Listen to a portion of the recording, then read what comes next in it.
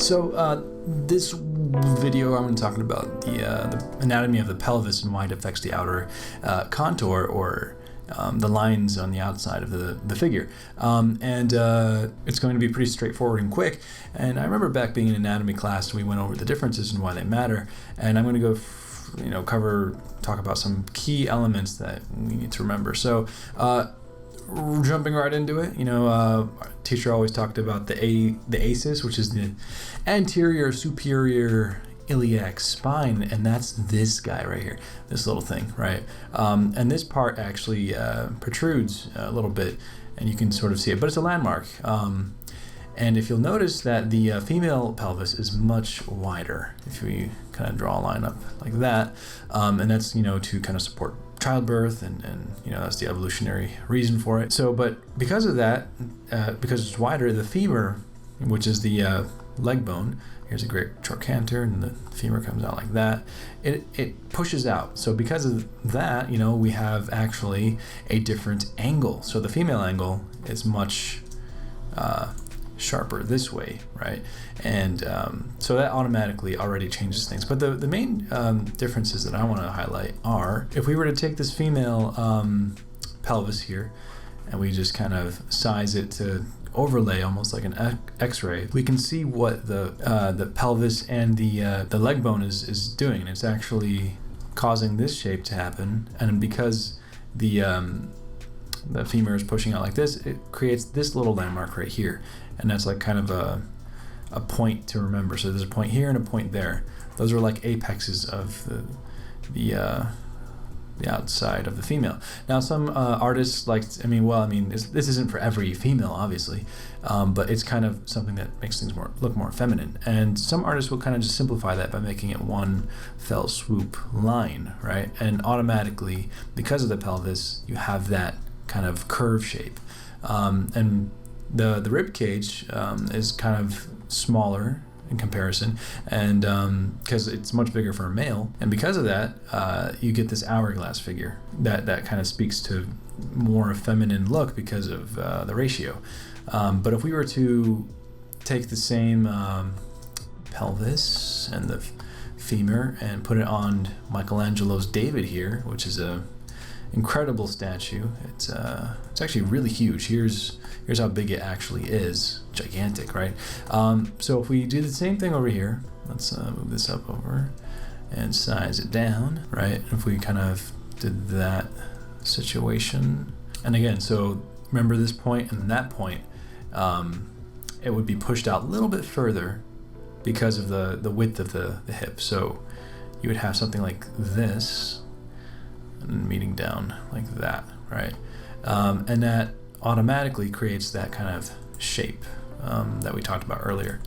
And so we push it out a little bit further. If we imagine the leg bone coming like this, it pushes it out further. And so it makes David over here look a little bit more feminine.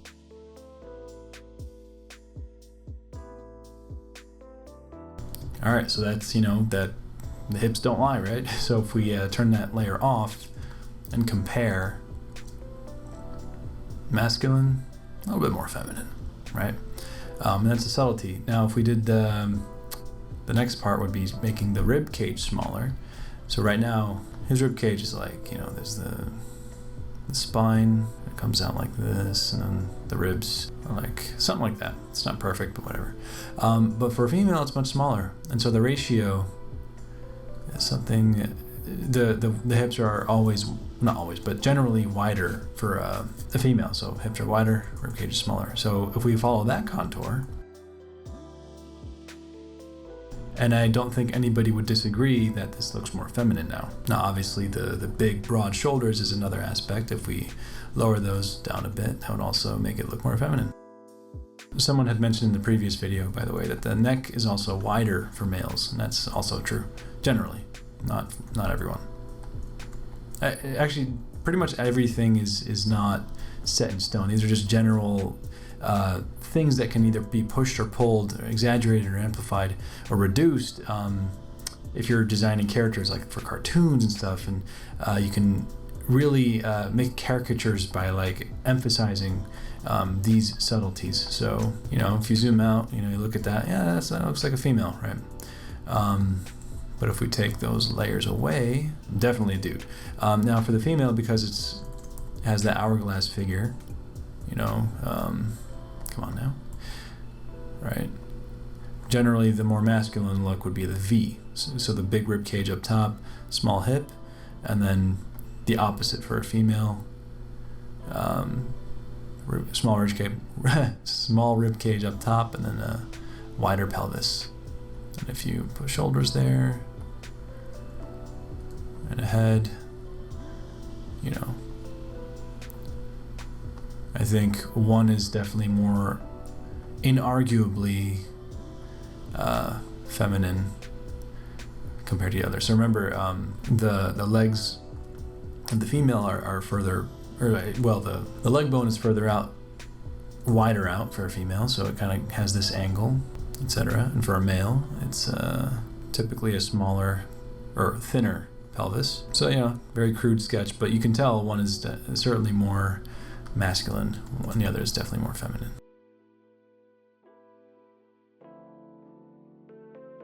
And earlier we talked about the ASIS, the anterior superior iliac spine, and you know, you kind of would see it like that, kind of protruding out. And here's the leg bone pushing out on the side of the hips. And look, I mean, this is totally exaggerated. This is you know, might as well be a cartoon, but it's exaggerated and caricatured to kind of emphasize the differences between the two genders. So as I mentioned, for the male, it's definitely a V shape, right? Small pelvis. And also there's a trapezius muscle, wide neck, fairly small hip in comparison to the rib cage up here. Whereas for the female, definitely, obviously, you could just see it like smaller rib cage compared to the wider hip. So here's the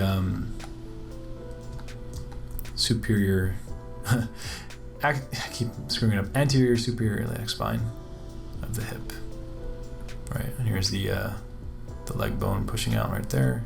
I don't know why I'm trying to draw so fast. I should slow down. And so again, it creates that overall curved shape. But if we were to make this masculine,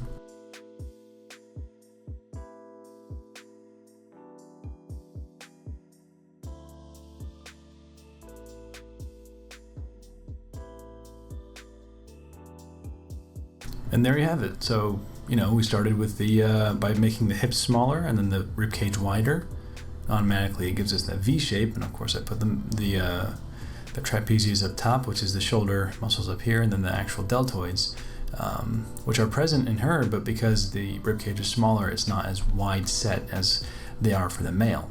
So V shape, hourglass. So how does this help you if you're just drawing characters? Like, for example, if you look at this line and then that line, you know, you can easily just, you know, replicate those, and then we know that it gets thinner right about here, and then if we do the hourglass like that, and of course it's exaggerated, you automatically have a feminine figure, right, or gesture.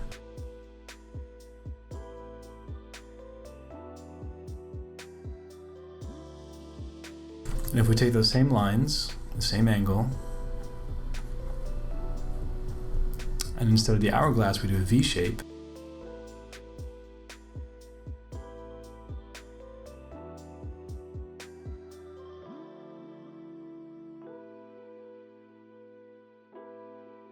I'd argue that one of these is a dude and the other is a chick, female, lady, person. Now, of course, regarding the hourglass, there's tons of different shapes that are also feminine. Like, it's not just the perfect, like, Coke bottle body or whatever, but rather there's different variations where it's not so exaggerated. But this is just kind of one element that happens because the hips are wider and the rib cage is smaller. All right, well, I hope that helped, and Thanks for sticking around, and if I come up with anything more to talk about in terms of anatomy, I'll be making more of these. Also, check out this app that I'm using. It's called Gesture Drawing. It's an app that you can use your own photos with, and it actually comes with a whole photo pack of reference for figures and gestures, but I also use it for things like mechs and tech and whatever. And if you ever wonder what to draw, you could just load this up, and it has different timing modes and different ways to set the classroom session up or whatever. And yeah, go ahead and check it out and check out that video. I forgot. Click